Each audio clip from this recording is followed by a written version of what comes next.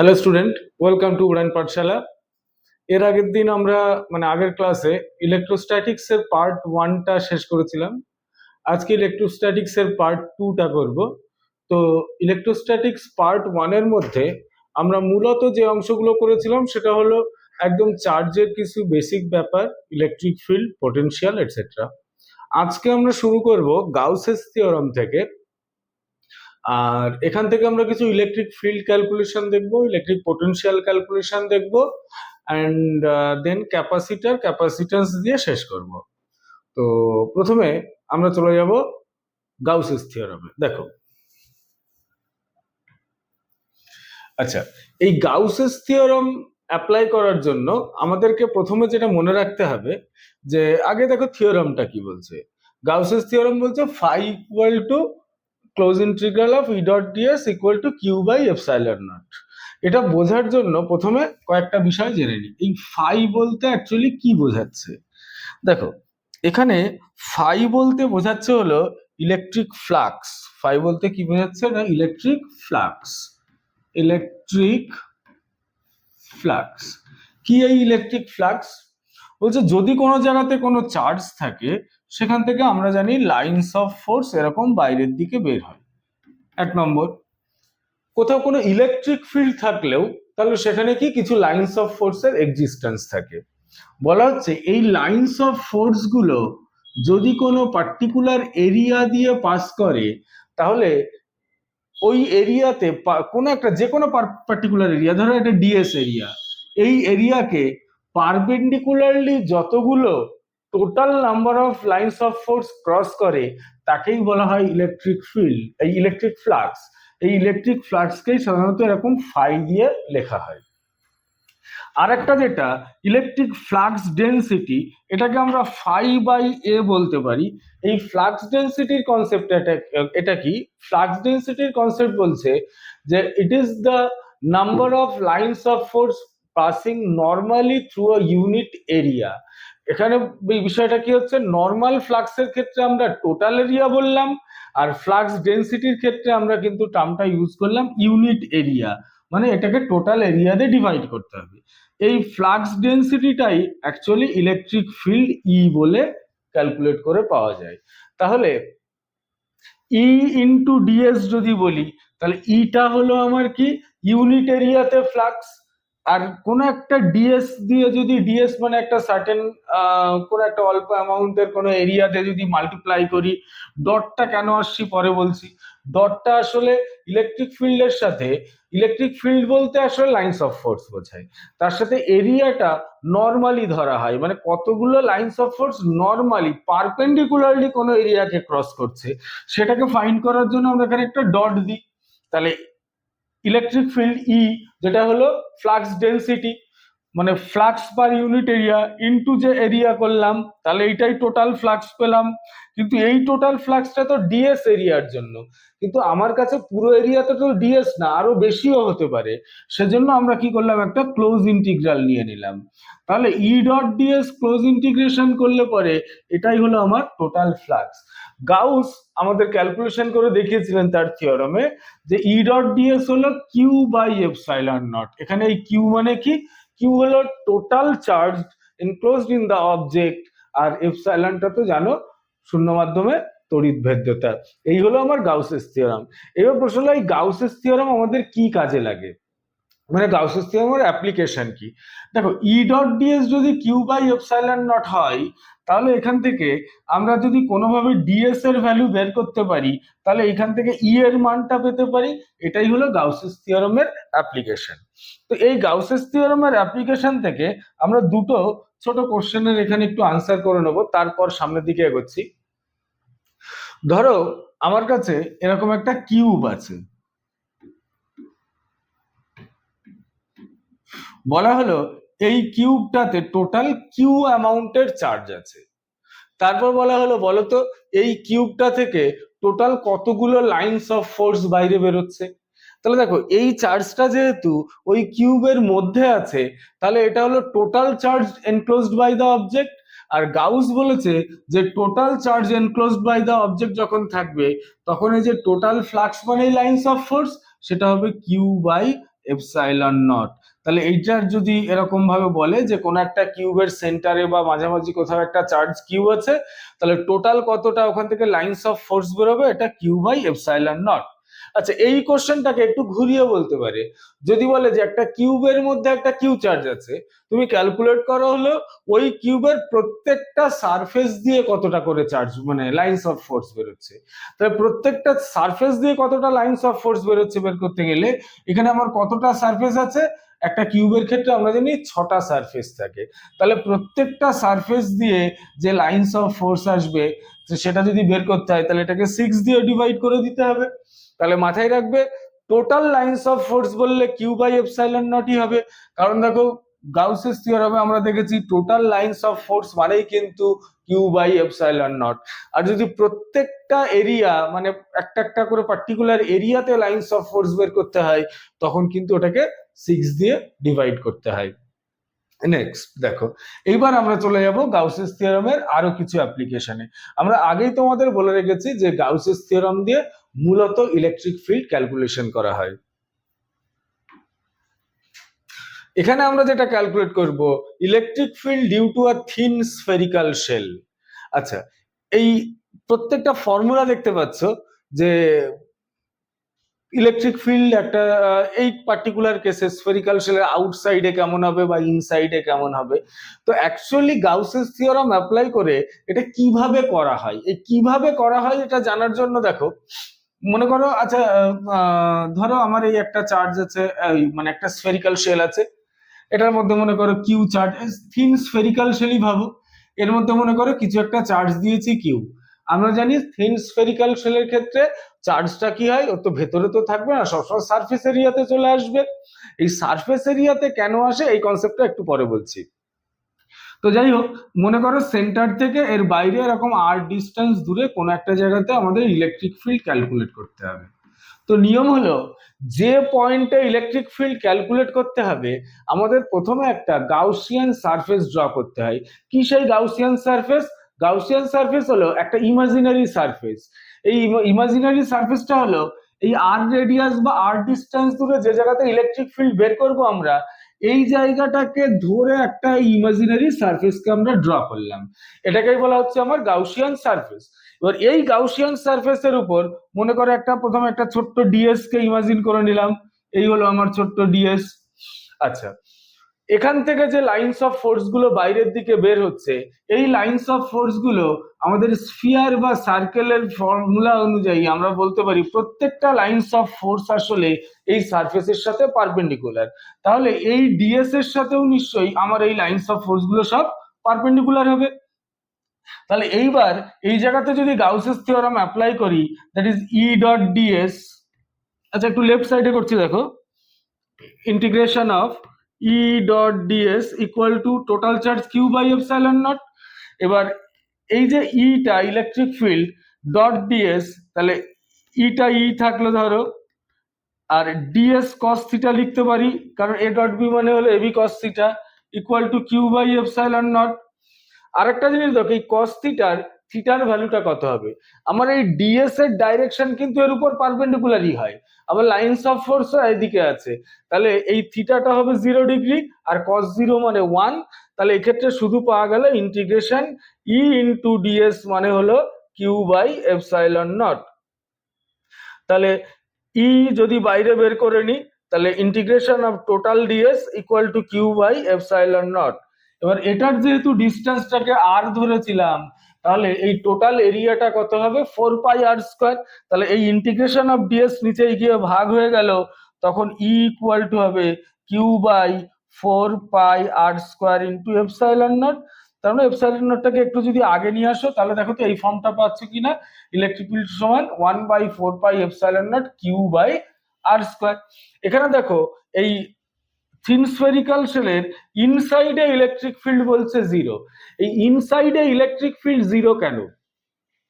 কারণ এখানেও যদি আমরা গাউসেস থিওরাম অ্যাপ্লাই করি, আমরা জানি থিন স্ফেরিক্যাল শেলের ক্ষেত্রে আমার চার্জ গুলো সবসময় সারফেসে, তাহলে ইনসাইডে কোনো চার্জ নেই।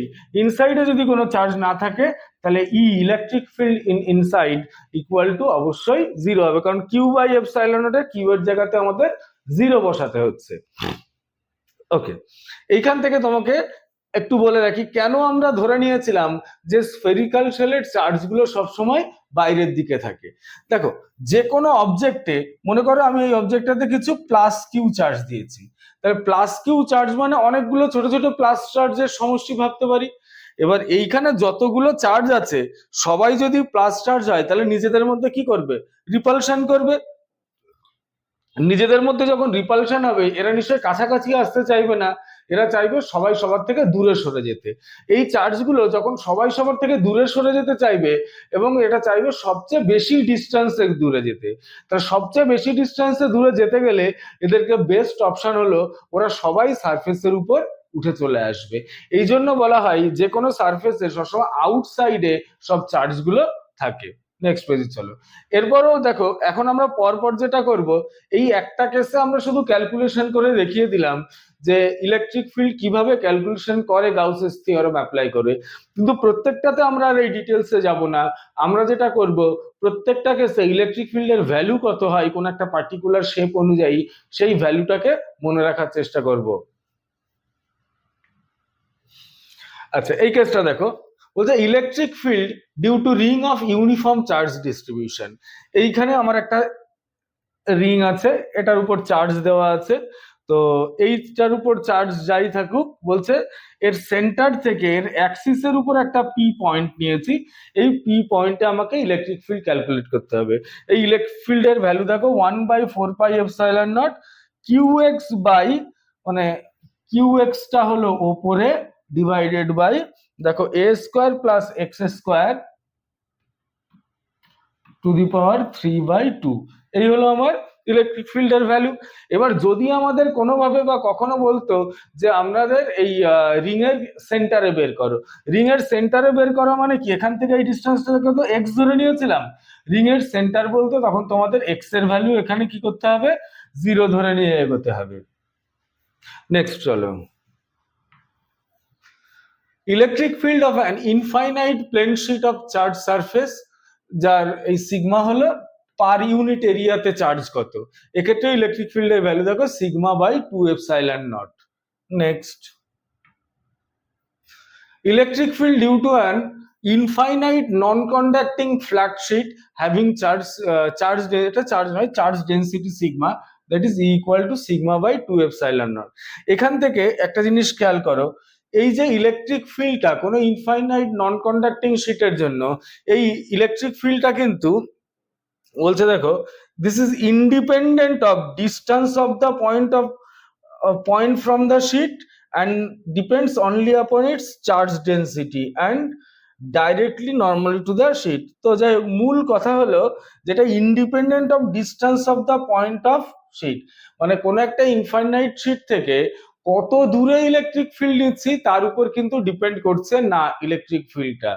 নেক্সট, এবার দেখো electric field of a cylindrical conductor of infinite length having line charge lambda, line charge নয় তো line charge density, actually line charge density মানে ইউনিট লেন্থে কতটা করে চার্জ আছে সেটা হলো ল্যামডা। তো এক্ষেত্রেও কি হচ্ছে, এরকম একটা সিলিন্ড্রিক্যাল কন্ডাক্টর নেওয়া হচ্ছে, এক্ষেত্রেও আমরা মেনলি দুটো অংশ নেব, একটা আউটসাইড দ্য সিলিন্ডার, একটা হলো inside the cylinder. Outside the সিলিন্ডারের ভ্যালু কত, ইকুয়াল টু হবে λ/2πε0 ইন্টু আর, এটা পাই, হ্যাঁ 2πε0 ইন্টু আর। আর ইনসাইডে এক্ষেত্রেও 0 ভ্যালু হবে।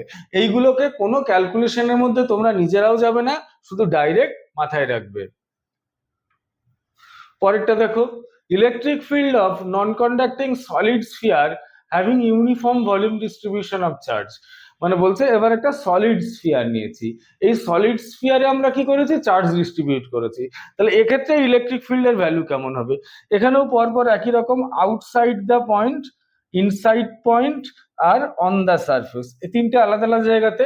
প্রথমে যদি আমার আউটসাইড পয়েন্ট বলতে বোঝাচ্ছে স্ফিয়ারের বাইরে কত পয়েন্ট, তাহলে সেক্ষেত্রে 1/4πε0 Q/r², যদি আরটা ডিস্টেন্স হয়।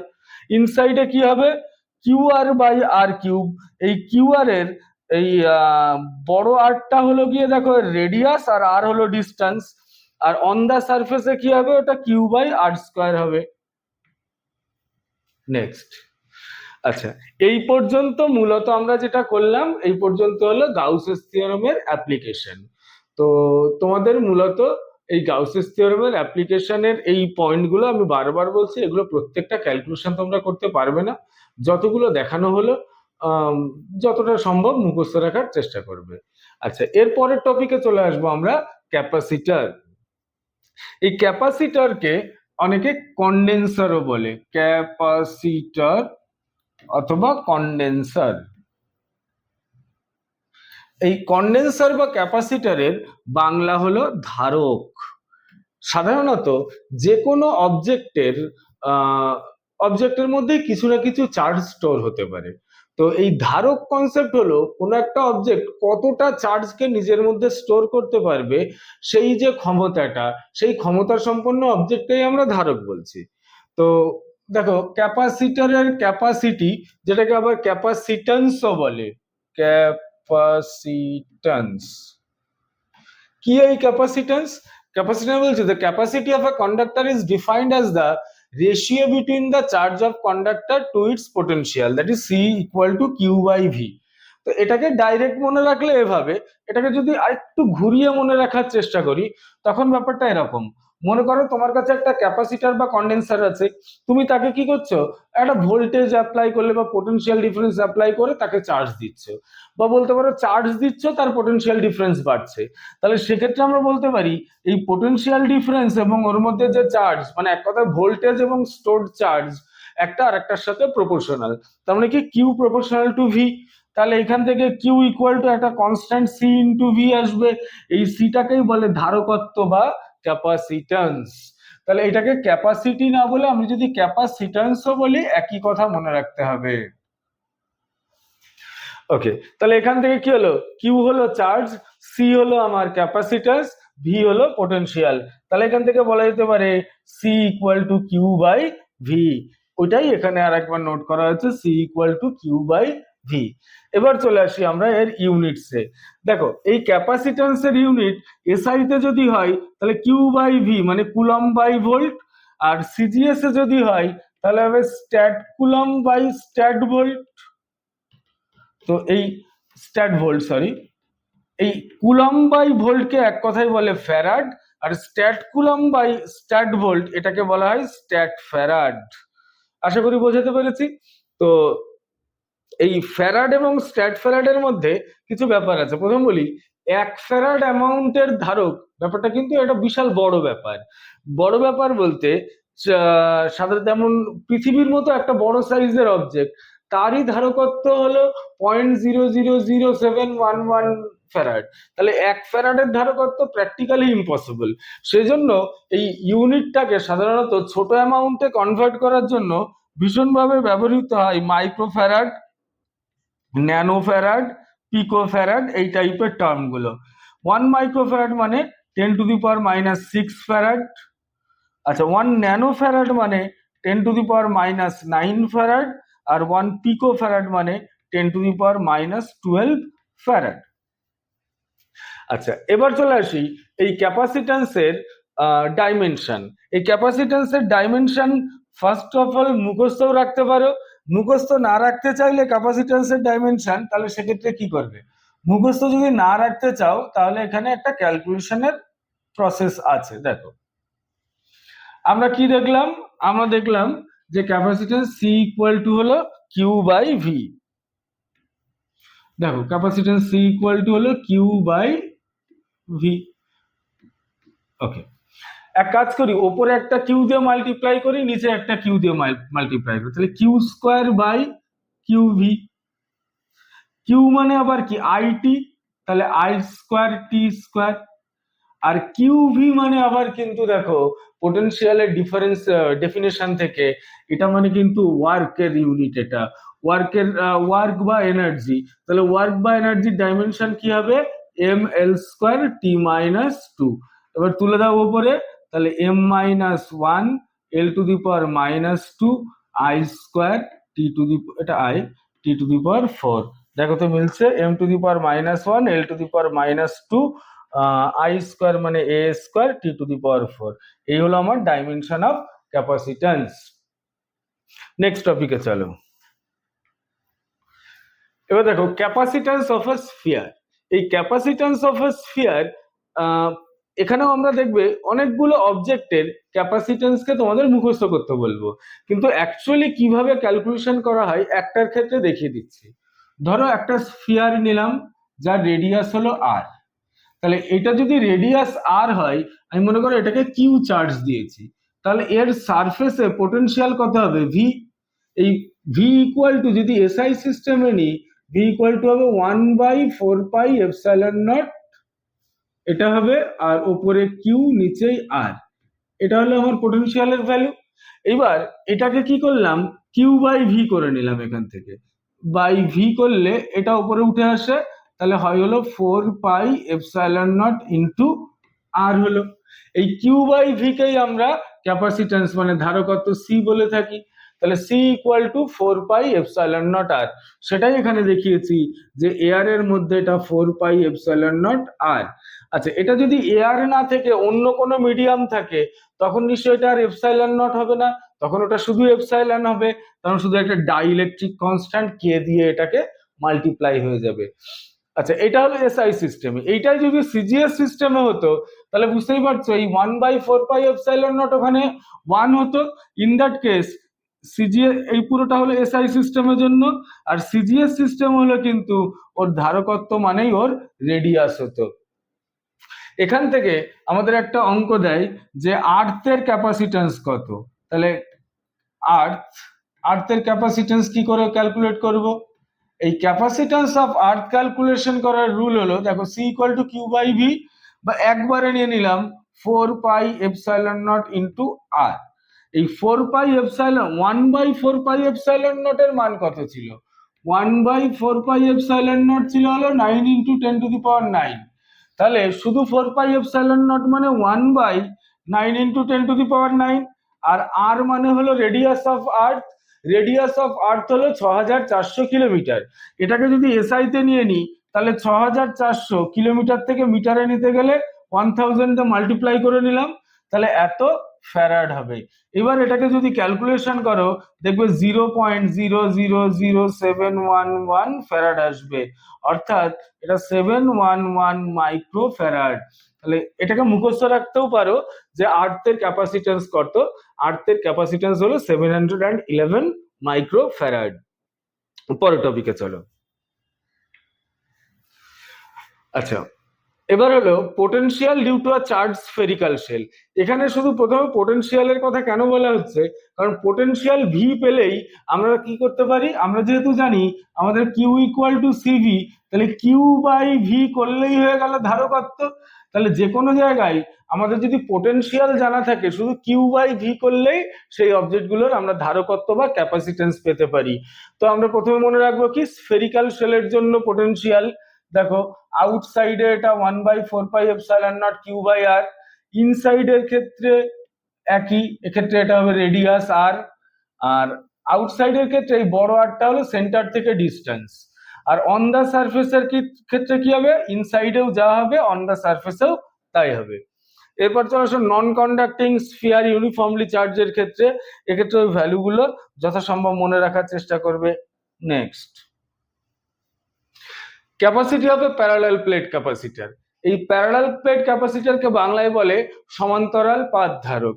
জিনিসটা কি বলছে, আমার কাছে মনে করো দুটো প্লেট আছে, এই দুটো প্লেটের এরিয়া হলো যে কোনো একটা এরিয়া হলো এ, এদের মধ্যে ডিস্টেন্সটা হলো ডি, তাহলে এটা যে ধারকত্ব হবে তার ধারকত্ব হবে epsilon naught A by D. তাহলে এই প্যারালাল প্লেট ক্যাপাসিটরের ধারকত্ব কি, epsilon naught A by D. এখানে এপসাইলন নটটা কি, শূন্য মাধ্যমের তড়িৎভেদ্যতা, এ মানে এরিয়া, ডি মানে হলো এই প্লেট দুটোর মধ্যে ডিস্টেন্স। এবার দেখো এদের মধ্যে এয়ারই থাকবে মানে বাতাসই থাকবে তার তো কোনো গ্যারান্টি নেই, এর মধ্যে তো অন্য কোনো মিডিয়াম থাকতে পারে।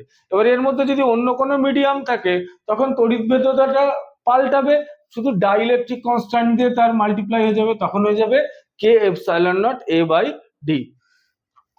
আশা করি বোঝানো গেছে। পরেরটাতে চলো। Kinetic energy of a charge particle moving through a potential difference, এই জায়গাটাতে এটা একটু দেখে নাও।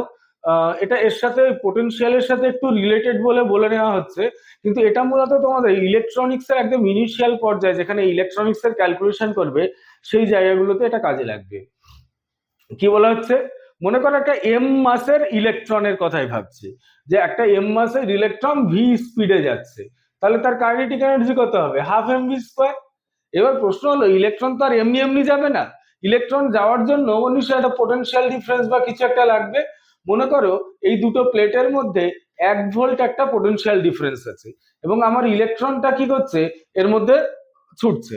তাহলে ইলেকট্রন যদি এখানে ছোটে, তাহলে তার ওয়ার্ক ডান কত হবে, কিউ ইন্টু ভি। তাহলে কিউভি তো সাধারণত হয়, কিউ যেখানে আধান, ইলেকট্রনের জন্য তাহলে এটা ইভি হবে। তাহলে ইভি অ্যামাউন্টের ওয়ার্ক ডান ইলেকট্রনকে করতে হচ্ছে ওখানে মুভ করার জন্য। তাহলে এই অ্যামাউন্টের ওয়ার্ক ডান যদি ওকে করতে হয়, তাহলে সেম অ্যামাউন্টের এনার্জি ওর মধ্যে স্টোর হচ্ছে, সেই এনার্জিটা কি হচ্ছে, ওর কাইনেটিক এনার্জিতে কনভার্ট হচ্ছে। সেজন্যই আমরা বলছি হাফ এম ভি স্কয়ার, ওর kinetic energy equal to E into V. Next, এবার দেখো effect of dielectric on the capacitance of capacitor. আমরা একটু আগে দেখলাম, যদি আমাদের কাছে এরকম একটা প্যারালাল প্লেট ক্যাপাসিটর থাকে, এ আর এর মধ্যে ডিস্টেন্স যদি ডি হয়, তখন এর কি হবে না, ধারকত্ব বা capacitance epsilon naught A by D এটা হবে। এবার আমরা কি করলাম, পুরো জিনিসটাকে সামান্য চেঞ্জ করছি। কিরকম চেঞ্জ করছি না, আমার ওই প্যারালাল প্লেট ক্যাপাসিটরই আছে, এরিয়া যেমন এ তেমনই আছে। আমরা এবার কি করলাম, এর খানিকটা অংশ জুড়ে, ধরো এর টি বেধ জুড়ে, ধরো এটা টি, এর টি বেধ জুড়ে একটা অন্য মিডিয়াম ঢুকিয়ে দিলাম, যার ডাইইলেকট্রিক কনস্ট্যান্ট হলো কে, আর বাকি অংশটা অ্যাজ ইউজুয়াল যেমন আগে ছিল এয়ার তেমনই আছে। তাহলে টোটাল ডিস্টেন্সটা কিন্তু ডি আছে। তাহলে এখান থেকে আমরা কি বলতে পারি, যে এই অংশটুকুর যে দৈর্ঘ্য সেটা হলো ডি মাইনাস টি।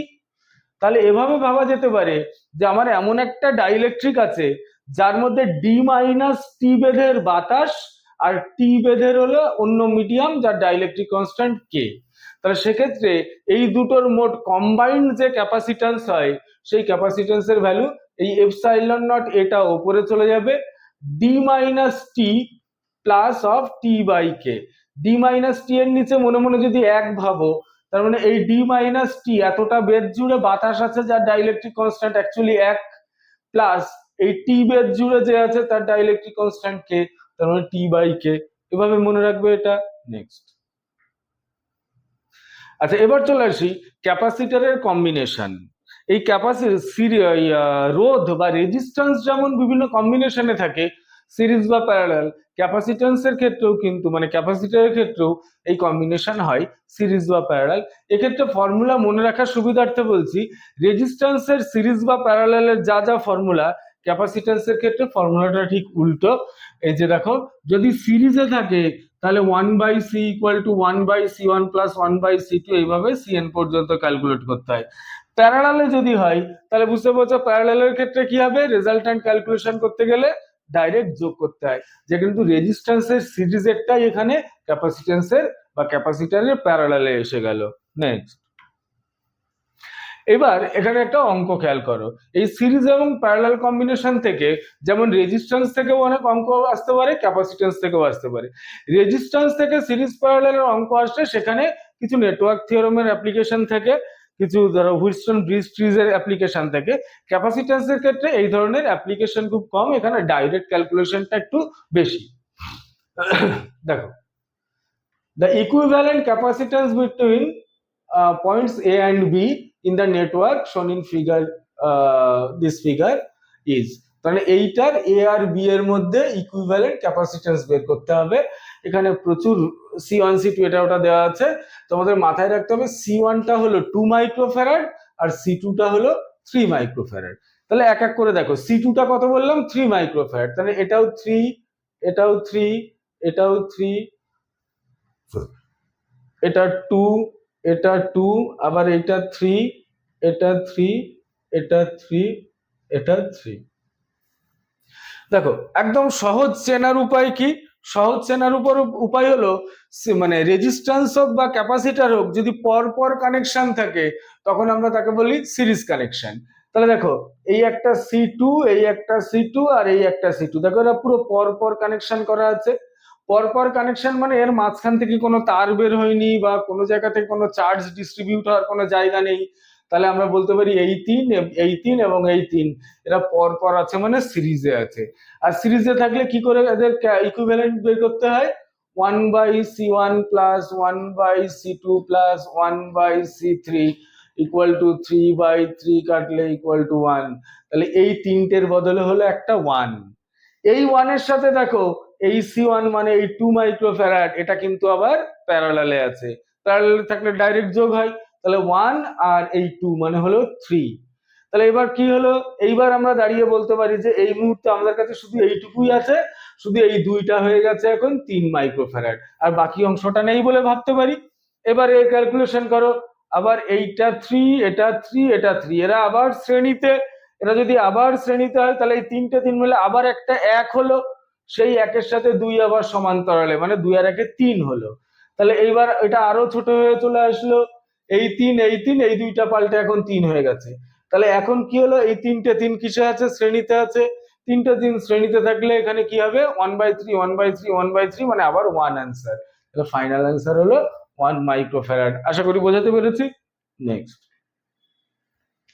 আচ্ছা এই কেসটা দেখো। This figure shows three capacitor connected at 6 volt power supply. What is the charge on the 2 microfarad capacitor? মানে এই জায়গাটাতে চার্জ বের করতে হবে। আচ্ছা, এখানে চার্জ বের করতে গেলে প্রথমে খেয়াল করো, এই 2 মাইক্রোফ্যারাড এবং এই 3 মাইক্রোফ্যারাড, এদের দুজনের মধ্যে এরা কি কম্বিনেশনে আছে? এরা দেখো বোথ এন্ড কানেক্টেড আছে। দেখো এই 2 আর 3 এরা এই সাইডেও কানেক্টেড আবার এই সাইডেও কানেক্টেড। তাহলে এদেরকে আসলে আমরা প্যারালাল কম্বিনেশনে ভাবতে পারি। দেখে তোমাদের সিরিজ মনে হচ্ছে, কিন্তু যেহেতু এখানে একটা ডাইরেক্ট ওয়্যার দিয়ে অ্যাড করা আছে, তো সেক্ষেত্রে কি হলো, এরা আসলে প্যারালাল কম্বিনেশন। তাহলে 2 আর 3 প্যারালালে থাকলে কত হয়, মানে সমান্তরালে থাকলে ডাইরেক্ট যোগ করতে হয়, 5 মাইক্রোফ্যারাড হলো। ওই 5-এর সাথে এই 1 আছে শ্রেণীতে, তাহলে তখন এদের দুজনের তুল্য কত হলো? 5 × 1/5 + 1 মানে 5/6 মাইক্রোফ্যারাড। তাহলে এই পুরো তুল্য যে ধারকত্ব এই সার্কিটটার, সেটা হলো 5/6 মাইক্রোফ্যারাড। এ কত ভোল্ট আছে? 6 ভোল্ট আছে। তাহলে পরে আমাদের কাছে আছে Q = CV ফর্মুলা। তাহলে Q = যদি CV হয়, তাহলে এখান থেকে টোটাল ওকে ঠিক আছে, Q = CV, এটা পরে আসছি। তার আগে দেখো এইটা 6 ভোল্ট, তো এই 6 ভোল্টের তাহলে এই অংশটা হলো আমার শুধু 5/5 আর এই অংশটা 1। তাহলে এই 6 ভোল্ট এবার দেখবো এই দুটো অংশে কিভাবে ডিস্ট্রিবিউট হচ্ছে। প্রথমে এই 1 মাইক্রোফ্যারাডে কি করে হচ্ছে দেখি। এই 1 মাইক্রোফ্যারাডের মধ্যে আগে আধান কত দেখে নি। এখান থেকে Q = CV, তাহলে C হলো 5/6 ইন্টু V হলো 6 মানে 5 ভোল্ট। অর্থাৎ এইখান থেকে আমরা যেটা বলতে পারি, 5 মাইক্রোকুলম। এই 5 মাইক্রোকুলম আর এটা হলো 1 মাইক্রোফ্যারাড, এখানে গুণ করলে এই জায়গাটাতে আসে 5 ভোল্ট। তাহলে এই 6 ভোল্টের একা পেয়ে গেল 5 ভোল্ট, তাহলে পড়ে রইল 1 ভোল্ট। এই 1 ভোল্ট এরা দুজনে পাবে। এবার এরা যেহেতু সমান্তরালে আছে, তাই কোনো ডিস্ট্রিবিউশনের ব্যাপার নেই। তাহলে সমান্তরালে থাকা মানে কি, এদের বিভব পার্থক্য সমান হয়। তাহলে 2 মাইক্রোফ্যারাডও 1 ভোল্ট হবে, 3 মাইক্রোফ্যারাডও 1 ভোল্ট হবে। তাহলে আমাদের বের করতে বলছে চার্জ অন 2 মাইক্রোফ্যারাড। তার মানে এটা যদি 1 ভোল্ট হয়, 2 মাইক্রোফ্যারাড ইন্টু 1 ভোল্ট মানে 2 × 1 সিভি ব্যবহার করলাম। তাহলে 2 × 1 is 2 microcoulomb is the answer. Next, আচ্ছা এরপর যেটা করব, potential energy of A charge capacitor. কোন একটা চার্জ ক্যাপাসিটর মানে হলো একটা ধারককে আমরা যদি চার্জ দিই, তাহলে এর মধ্যে কিছু এনার্জি স্টোর হয়। কতটা এনার্জি স্টোর হয়, তার ফর্মুলা হলো হাফ QV বা হাফ Q²/C বা হাফ CV²। এর মধ্যে তোমরা যে কোনো একটাকে মনে রাখলে বাকিগুলো অটোমেটিক চলে আসবে। ধরো তুমি যদি হাফ CV² মনে রাখো, তাহলে অ্যাকচুয়ালি হাফ CV² মানে কি, হাফ CV × C। কিন্তু আমরা একদম শুরুতেই জানি Q = CV, তাহলে এই সিভিটার জায়গায় যদি কিউ বসিয়ে দাও, এটা কি হয়ে যাবে, হাফ কিউ ভি হয়ে গেল। আবার তোমরা যদি এখান থেকে এই ভি মানে কি দেখতে পাচ্ছ, কিউ বাই সি, তাহলে এই ভি এর জায়গাতে কিউ বাই সি বসিয়ে দাও, তাহলে হাফ, একটা কিউ অলরেডি আছে, ভি এর জায়গাতে আবার কিউ বাই সি বসালাম, তাহলে কি হলো, Q square by two C হয়ে গেল। তাহলে কিউ স্কোয়ার বাই টু সিও যা, হাফ কিউ ভিও তাই, হাফ সিভি স্কোয়ারও সেম। তাহলে potential energy of charge capacitor যে কোনো ফর্মুলা হতে পারে, অঙ্কও থাকতে পারে এটার উপর। তাহলে আপাতত এই ফর্মুলা। নেক্সট দেখো, energy density of a capacitor. এই energy density of a capacitor মানে পার ইউনিট ভলিউম অফ ক্যাপাসিটরে কতটা এনার্জি, এটা তো আমরা টোটাল এনার্জি বের করলাম, পার ইউনিট ভলিউম মানে টোটাল ভলিউম দিয়ে ভাগ করতে হবে। তাহলে সেক্ষেত্রে আমাদের মনে রাখার সহজ উপায় হলো, আমরা ক্যালকুলেশনের মধ্যে যাবই না, U equal to half epsilon naught E square. আচ্ছা, তো এখানে একটা জিনিস দেখো, this signifies that the energy density of a capacitor is independent of the area of plate of distance or distance between them or distance between them. Next, common potential when two capacitors are connected. দেখো দুটো capacitor আছে, মনে করো এটা যার capacitance C1 আর একটা capacitor মনে করো C2, এর পোটেনশিয়াল মনে করো V1, এর পোটেনশিয়াল মনে করো V2, এর মধ্যে মনে করো Q1 চার্জ জমা হতে পারে, এর মধ্যে মনে করো Q2 চার্জ জমা হতে পারে। তাহলে এখান থেকে বলতে পারি এর Q1 মানে হলো এর C1 ইন্টু V1, এর ক্ষেত্রে Q2 সমান হলো এর C2 ইন্টু V2। আমরা যদি এই দুটোকে কানেক্ট করে দিই, কানেক্ট করে দিলে কি হবে না, এই দুটো ততক্ষণ পর্যন্ত চার্জ ডিস্ট্রিবিউশন চলবে যতক্ষণ এদের ইকুয়াল পোটেনশিয়াল না হয়। এবার এদের ইকুয়াল পোটেনশিয়ালের ফর্মুলা কি, এদের ইকুয়াল পোটেনশিয়াল যেটা মানে যেটাকে আমরা কমন পোটেনশিয়াল বা সাধারণ বিভব বলি, সেটা হবে C1 V1 plus C2 V2 divided by C1 plus C2। এবার C1 V1 মানে তো অ্যাকচুয়ালি Q1, তাহলে Q1 plus Q2 divided by C1 plus C2। আচ্ছা, যখন এরা সাধারণ বিভবে আসার চেষ্টা করছে তখন কি হয়, এদের মধ্যে কিছুক্ষণ চার্জ ডিস্ট্রিবিউশন হয়, মানে একটা থেকে আরেকটার মধ্যে চার্জ যায়। কতটা চার্জের ডিস্ট্রিবিউশন হয় সেটার ফর্মুলা হলো এটা। নেক্সট, আচ্ছা একদম লাস্টে আমরা চলে এসেছি ক্যাপাসিটরে। তো লাস্ট আমরা এই দুটো ইলেকট্রোস্ট্যাটিক্স থেকে এই দুটোকে একটুখানি সলভ করে নেবো, নিয়ে আমরা আজকের ক্লাস শেষ করব। তো প্রথম কোশ্চেনটা দেখো, if a charge q is uniformly distributed over a sphere of radius r, what is the surface charge density? এই সারফেস চার্জ ডেন্সিটি নিয়ে আগে খুব বেশি কথা বলা হয়নি, তোমাদের মনে রাখতে হবে সারফেস চার্জ ডেন্সিটি মানে কোনো একটা অবজেক্টে আমরা টোটাল যে চার্জ দেব সেইটা ডিভাইডেড বাই তার যে টোটাল এরিয়া, তার মানে কি ইউনিট এরিয়াতে যে চার্জ সেটাই হলো সারফেস চার্জ ডেন্সিটি। তাহলে এখানে কি বলেছে, একটা কিউ চার্জ দেওয়া হয়েছে, কোথায় দেওয়া হয়েছে, একটা স্ফিয়ার অফ রেডিয়াস আর এ দেওয়া হয়েছে। তাহলে চার্জ ডেন্সিটি কি হবে, ওই কিউ চার্জ ডিভাইডেড বাই এর এরিয়া। তাহলে কিউ চার্জ এই আর স্ফিয়ারের রেডিয়াস কি বলে, স্ফিয়ারের রেডিয়াস আর যদি থাকে তাহলে এখান থেকে স্ফিয়ারের এরিয়া কত হবে, 4πr²। তাহলে B is the answer. Last one দেখো, if the surface charge density of a conductor is doubled, what happens to electric field at the surface? আচ্ছা, এই ইলেকট্রিক ফিল্ড কি চেঞ্জ হবে যদি সারফেস চার্জ ডেন্সিটি কি হয় না ডাবল হয়। এটাকে তোমরা যেটা করবে, এটাকে তোমরা নিজেরা একটু ভাববে, ভেবে দেখো কি হবে। আমরা বলি এইটার কি সলিউশন হবে, এর মোটামুটি থিওরি পার্টটা আমরা আমাদের ক্লাসের মধ্যে বলে এসেছি, বলার পর নিজেরা একটু বুদ্ধি অ্যাপ্লাই করে বলো এটা কি আনসার হবে। আর এমনিতেই এটার আনসার আমাদের যে কোশ্চেন পেপারস গুলো আছে, মক টেস্ট আছে, ওই সেটের মধ্যে এটা আবার থাকবে, সেখানে এর আনসার বলে দেওয়া হবে। তো যাই হোক, ইলেকট্রোস্ট্যাটিক্স এর পার্ট আমরা মোটামুটি কমপ্লিট করলাম। তো এর আগে ইলেকট্রোস্ট্যাটিক্স পার্ট 1 করেছিলাম, এটা পার্ট 2। তো তোমরা প্র্যাকটিস করো, আর ইলেকট্রোস্ট্যাটিক্স এর আরো যতটা সম্ভব করো, প্র্যাকটিস করতে থাকো, মক টেস্ট গুলো দাও। আর একটা কথা বলছি, এখনো তোমাদের বন্ধু বান্ধবরা যারা জানে না উড়ান পাঠশালা অ্যাপ নিয়ে, তাদেরকে জানাও, তাদেরকে বলো ফ্রি অ্যাপ এটা, প্লে স্টোর থেকে ডাউনলোড করতে এবং ইনস্টল করে সেখান থেকে ক্লাসগুলো করো। আশা করি তোমাদের উপকার হবে। ভালো থেকো।